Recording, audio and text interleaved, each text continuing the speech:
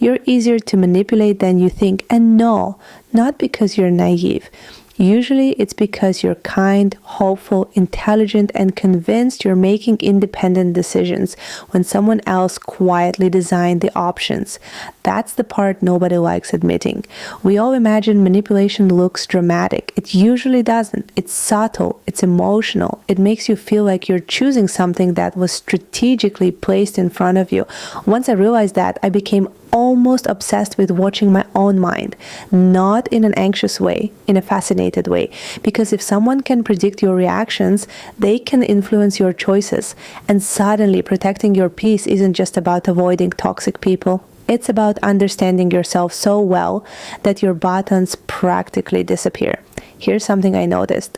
People don't actually have to control you. They just have to control your emotions for a few minutes.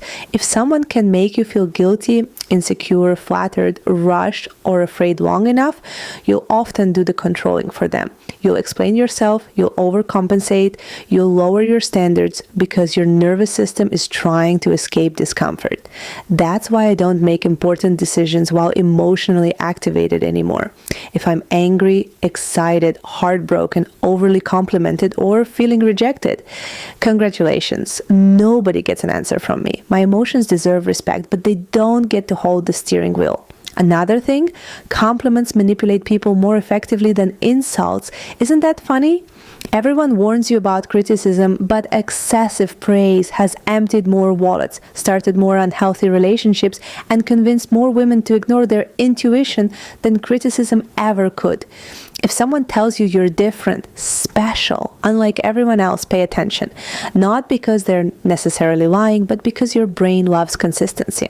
Once you've accepted that identity, you'll subconsciously start behaving in ways that protect it.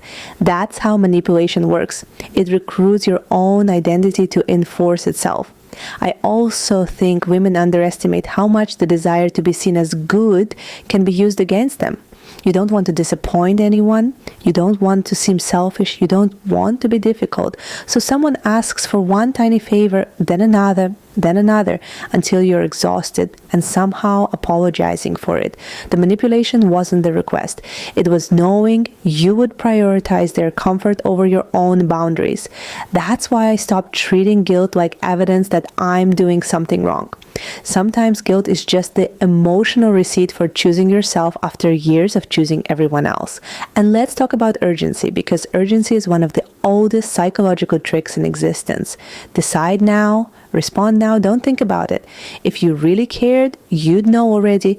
Interesting. Why is everyone in such a hurry for me to ignore my own thinking process?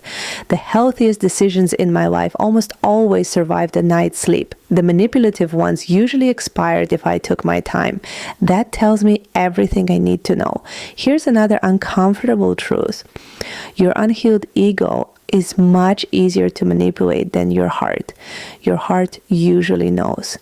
Your ego wants to prove something. It wants validation. It wants revenge. It wants to win. It wants to be chosen. And if someone figures out exactly what your ego is starving for, they barely have to try. They'll hand you tiny doses of it until you're emotionally invested. That's why self-worth is practical, not poetic. The less desperately you need external validation, the fewer strings someone can attach to it. Honestly, one of the biggest upgrades in my life happened when I stopped asking, do they like me? And started asking, who benefits if I believe this? That's such a different question. Who benefits if I believe I'm hard to love? Who benefits if I believe I have to earn rest? Who benefits if I believe I should accept less because everyone struggles? Suddenly you're not just observing people, you're observing ideas. And ideas manipulate us far longer than individuals ever could. I think real confidence isn't becoming impossible to influence. Humans influence each other every single day. Real confidence is becoming difficult to pressure, difficult to rush, difficult to guilt, difficult to flatter into abandoning yourself. That's a very different skill. And it's a beautiful one, because once people realize they can't control your emotions, they stop trying to control your life. The woman I'm becoming isn't suspicious of everyone. She simply knows herself so deeply that manipulation has nowhere comfortable to land. And that to me feels like one of the purest forms of freedom. Love you no matter what.